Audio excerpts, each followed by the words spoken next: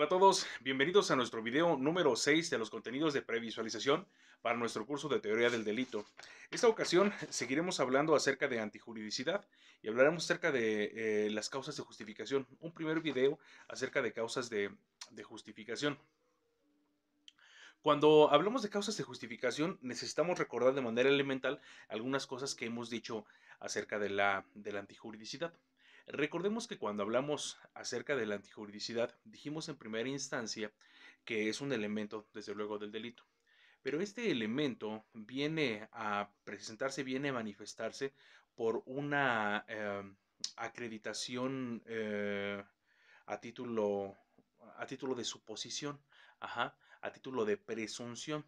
Cuando por acreditado se tienen los elementos que integran al tipo penal, el tipo penal goza de tener una función de naturaleza indiciaria que hace presumir que lo que es típico es además antijurídico. De tal suerte entonces que, como habíamos dicho ya en un video anterior, de manera formal aparece una antijuridicidad presunta que no demanda entonces la acreditación en sentido positivo de este elemento, sino que para confirmar nuclearmente, sustancialmente, materialmente la existencia de esta antijuridicidad, hace falta verificar en un estudio inverso de elementos negativos, ajá, que no están presentes algunas de estas denominadas causas de justificación. Las causas de justificación son causas excluyentes del delito, es decir, impiden que un supuesto determinado sea considerado como delictivo, como algunos otros casos, ¿no? Que tienen que ver con otros elementos, como con la tipicidad o como con la culpabilidad. Um, con este motivo viene a mi mente una precisión o una apreciación que el profesor Eugenio Raúl Zaffaroni hace respecto de pensar o repensar acerca de la teoría del delito, ¿no? Diciendo que existe una suerte de filtros inteligentes. Eh, Estos filtros inteligentes tienen que ver con la evitación de que, una evitación para el Estado, ¿no? Es un refreno para el Estado, una suerte de elementos articulados en la teoría del delito que impiden que el Estado eh, haga ejercicio del jus puniendi de manera exacerbada en contra de los miembros sociales. Bueno, pues estas causas de justificación son precisamente esto. Es un filtro inteligente que evitará que el Estado actúe en contra de un miembro social por la realización de un hecho. Porque si bien existe la realización del hecho típico, si la causa de justificación aparece, significará que se trata de un hecho que es típico, que formalmente es antijurídico por la presunción legal, pero que materialmente no lo es. Porque hay un permiso legal que revierte la idea de contradicción al sentido impuesto por la norma, o revierte la idea de contradicción a la expectativa de comportamiento, dado que la causa de justificación lo que realiza es conceder un permiso legal para que se desarrollen comportamientos típicos. Hasta aquí solamente podremos hablar del comportamiento típico. Vean que un eje central de estas explicaciones ha sido el comportamiento, y tiene que serlo porque cuando hablamos acerca del injusto penal, hablamos acerca del comportamiento. Cuando hablamos acerca del injusto culpable, ya añadimos otro elemento. El mismo profesor Zaffaroni nos dice que el comportamiento, la conducta, es una suerte de sustantivo, que debe de estar vinculado con tres diferentes adjetivos calificativos: el de lo típico, de lo antijurídico y la culpabilidad. Entonces, ser una conducta típica, antijurídica y culpable. Una pequeña precisión ahí que nos gustaría hacer es que quizá debemos de repensar o reflexionar sobre ese supuesto, puesto que el reproche objetivo del comportamiento tiene que ver con el aspecto de tipicidad y antijuridicidad, pero cuando lleguemos, y lo haremos, a el estudio de culpabilidad, lo que hacemos es un reproche objetivo de condiciones del sujeto. Entonces la conducta por sí misma no es culpable, sino es una conducta desarrollada por un sujeto culpable. Es decir, analizamos en este último elemento al sujeto. Pero bueno, llegaremos a eso más adelante. Pues bien, las causas de justificación en lo particular dependerán, como ya se dijo en un inicio acerca de todo lo que tiene que ver con teoría del delito, del texto de la ley. Porque, como bien lo sostiene el profesor Francisco Muñoz Conde y Mercedes García Arán, la teoría del delito solamente la podemos deducir de la ley. Entonces, ¿será viable o será aplicable el supuesto que en orden de lo teórico, ajá, o que en orden de lo académico conocemos solamente cuando esté posibilitado por su existencia en el texto de la ley? Y pasa que no todas las legislaciones en todos los países recogen o acuñan los mismos supuestos, ajá, como puede ser quizá los más generalizados en este caso, hablando de causas de justificación, sí, la legítima defensa, el estado de necesidad, pero otros más que no necesariamente, ¿no? Que tienen que ver, por ejemplo, el cumplimiento de un deber legal o el ejercicio legítimo de un derecho, que tiene que ver con el cumplimiento de una orden jerárquica o el permiso del sujeto, el válido permiso del sujeto pasivo.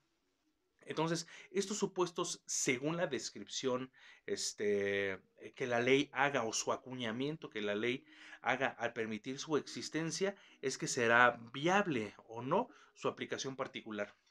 Sin embargo, a pesar de ello, veremos en estos contenidos de previsualización para nuestro curso algunos que son los más conocidos, los más reconocidos, para poder comprender en su justa dimensión por qué es que esto significa un permiso legal.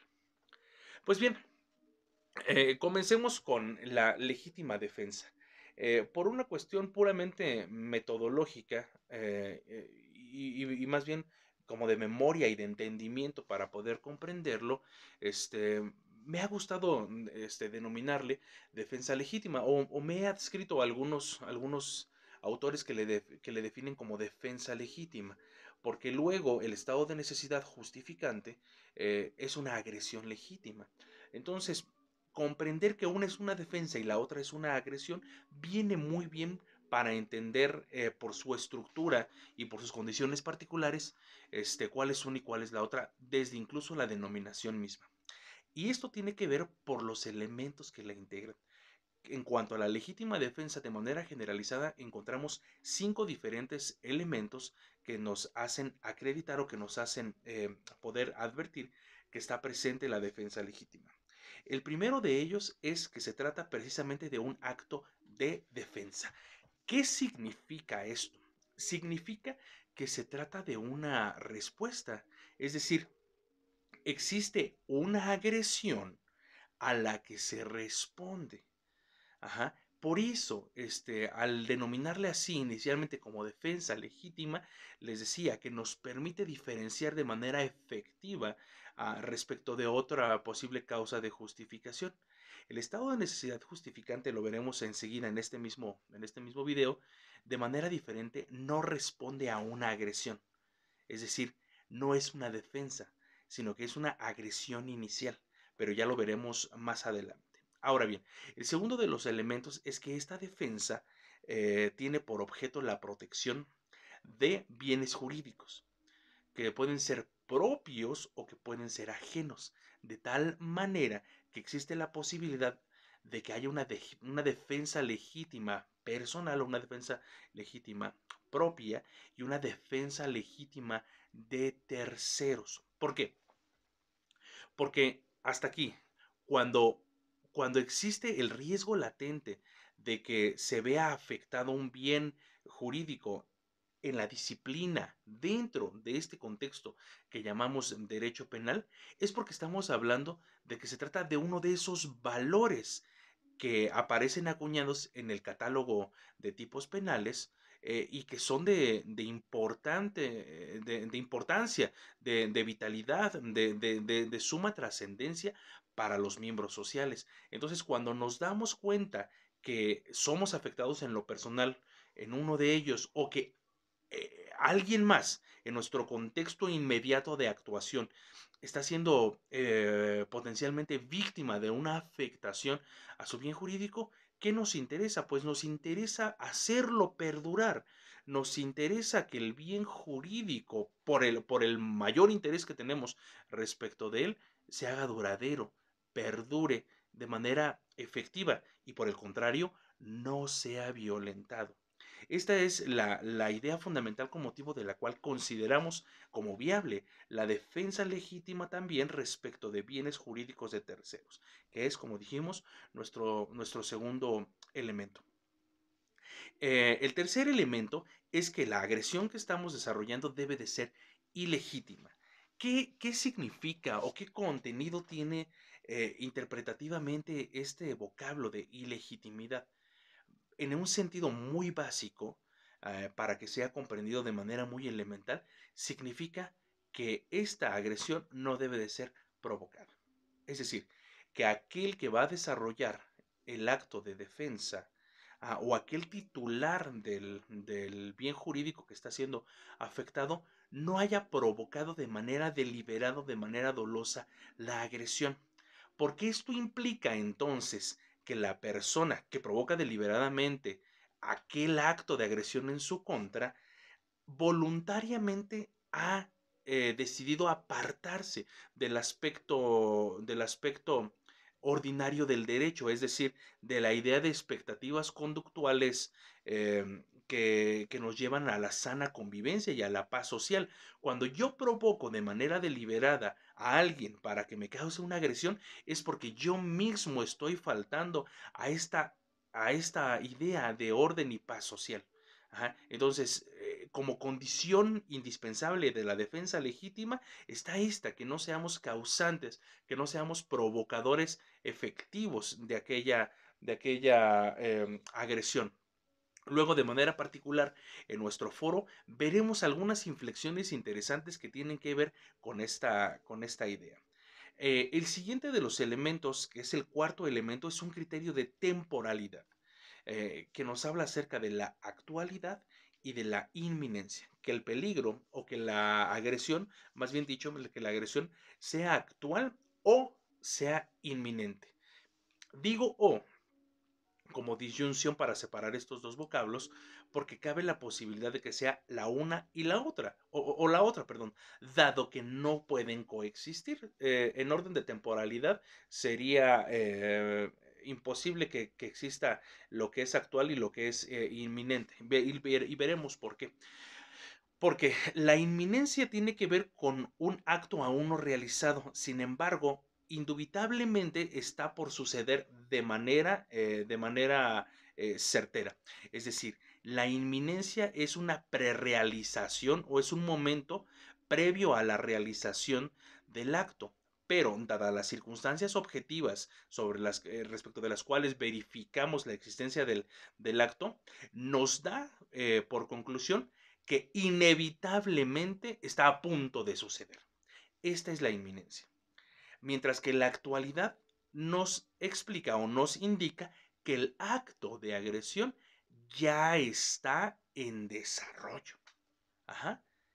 Vean que son dos momentos, dos criterios de temporalidad completamente diferentes y que no hacen falta que concurran, sino con que se manifieste cualquiera de los dos, estará acreditado nuestro criterio de temporalidad, que esté inevitablemente a punto de suceder la agresión o bien que la agresión ya se esté desarrollando. Finalmente, el quinto elemento que encontramos acerca de la defensa legítima tiene que ver con la necesidad razonable empleada para la defensa, para repeler esta defensa. Esta necesidad razonable o esta razonabilidad en la defensa tiene que ver sobre todo con la idea de los medios empleados, con la idea del acto desarrollado para llevar a cabo la defensa. Y fundamentalmente, entender esto, o para poder entender esto necesitamos de una palabra: inocuización. ¿Qué significa esto? Inocuizar significa quitar el carácter peligroso, quitar el peligro. Cuando el comportamiento de defensa ha sido tal que permite quitar el carácter de peligro al supuesto de agresión, encontramos el límite razonable de desarrollo del comportamiento. Todo aquello que rebase ese límite de razonabilidad deja de ser defensa legítima y se convierte en una agresión que puede ser materia de reproche punitivo, perdón. Ejemplifiquemos. Eh, una persona que caminando por la calle está por llegar a su casa y se encuentra que en la esquina de su casa hay tres personas, tres sujetos ingiriendo bebidas alcohólicas. Y esos tres sujetos, por algún motivo, eh, o por algún motivo, este primer sujeto no le cae bien a aquellos tres sujetos, sin que haya desarrollado de manera efectiva ningún acto de agresión, no les ha dicho nada, no les ha propuesto un improperio, no les ha dicho una majadería, nada. Simplemente su presencia al caminar por la esquina en la que ellos están ingiriendo bebidas alcohólicas, les causa una irritación que es motivo de una agresión. Esta agresión comienza siendo de naturaleza verbal, pero se convierte en agresión física. Cuando él al caminar ignora la agresión y frente a ese acto de ignorarles, se enardecen y van en contra de él. Tres personas agreden, atacan físicamente a este sujeto, le comienzan a golpear, le comienzan a patear, y estando en el suelo con uno de ellos encima, propinándole golpes y dos más pateándole, de entre sus ropas saca un artefacto, que es un desarmador que utiliza para trabajar, puesto que este joven se dedica a trabajos manuales de mantenimiento. Y habiendo tenido en su mano el desarmador, lanza un golpe. Este golpe entra en la cavidad torácica de quien tiene encima de él, y de inmediato provoca una herida punzante que hace sangrar a la persona y que causa tal sobresalto que los otros dos, desde luego también el agresor lesionado, dejan de lesionar a esta persona. El sujeto que estaba siendo víctima de la agresión se da cuenta de lo que está pasando, se ve también impactado por el evento, impactado por la escena tan dramática, y lo que hace es correr a su casa.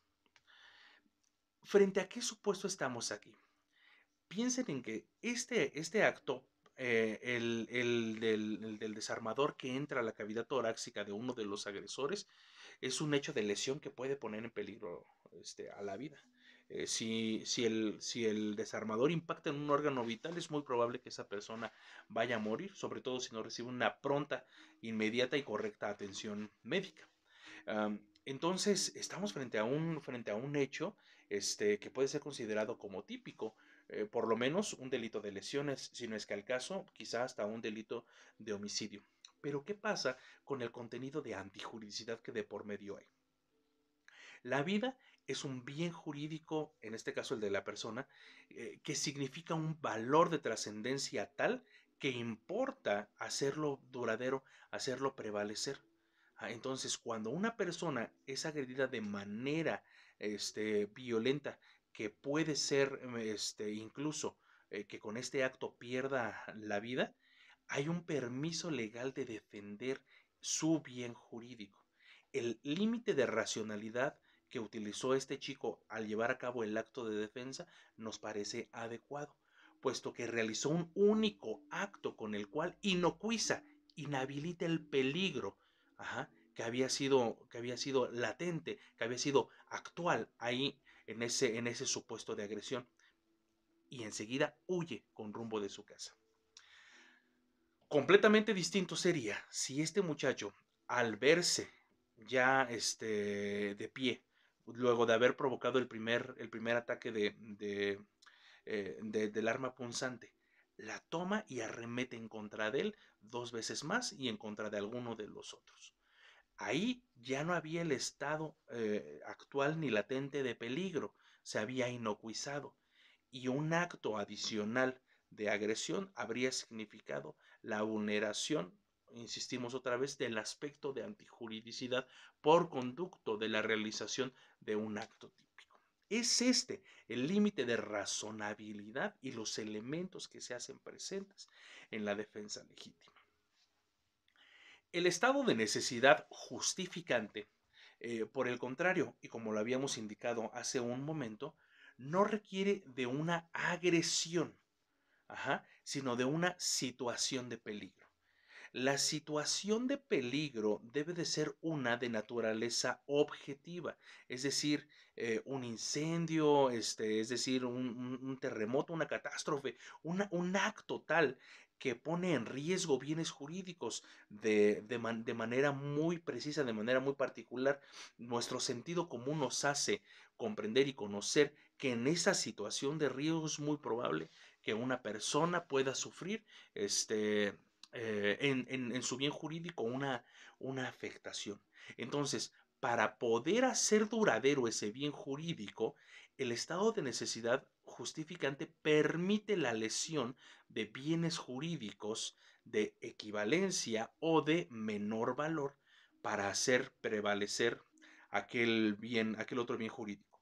Los elementos que integran al estado de necesidad justificante son la situación de peligro, 1.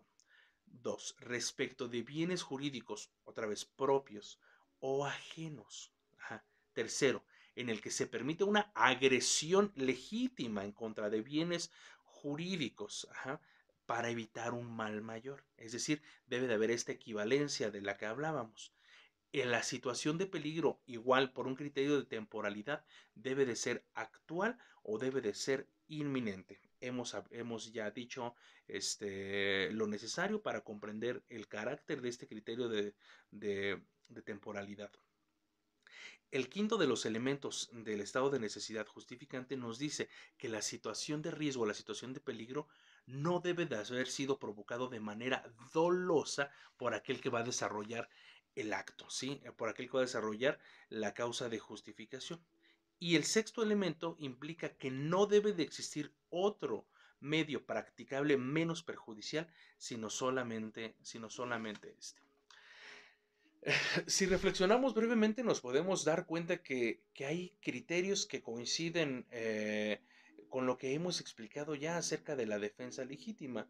Por eso, metodológicamente decidimos explicar en este mismo video, en este mismo contenido, estos dos elementos, diferenciándolos como defensa legítima y como agresión perdón, como defensa legítima y como agresión legítima. Cuando se repele un acto de una agresión de un tercero y cuando se provoca la agresión directa por una situación de riesgo. Para finalizar este contenido, queremos anticipar la diferencia, al menos de manera muy elemental, que existe entre el estado de necesidad justificante y el estado de necesidad exculpante, puesto que un estado de necesidad también se hace presente allá, en el ámbito de la culpabilidad. Y el eje a través del cual vamos a poder realizar esta diferenciación es el del reproche. Recuerden, el estudio de teoría del delito que tiene que ver con antijuridicidad y con tipicidad es el de un reproche objetivo del comportamiento.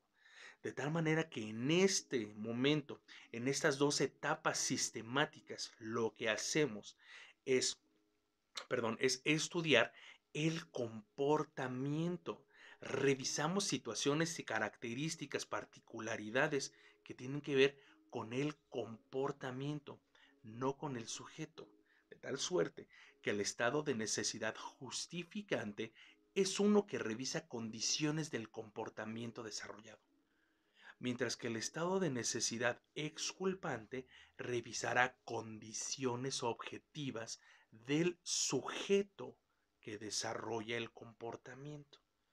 Más adelante, llegado el momento, daremos contenido a esta proposición para poderlo advertir, comprender de manera muy precisa, pero desde ahora diferenciar estos dos elementos, estos dos supuestos que coinciden por nomenclatura como estado de necesidad, que se diferencian por el momento de estudio sistemático en el que se estudia, uno justificante, otro exculpante, y que además se distinguen de manera muy precisa y concreta, porque uno tiene que ver con el comportamiento y otro con el sujeto. Pues bien, hasta aquí nuestro contenido, nuestro video número 6 de contenidos de previsualización para nuestro curso de teoría del delito. Agradezco mucho su tiempo y nos vemos en otro video. Gracias.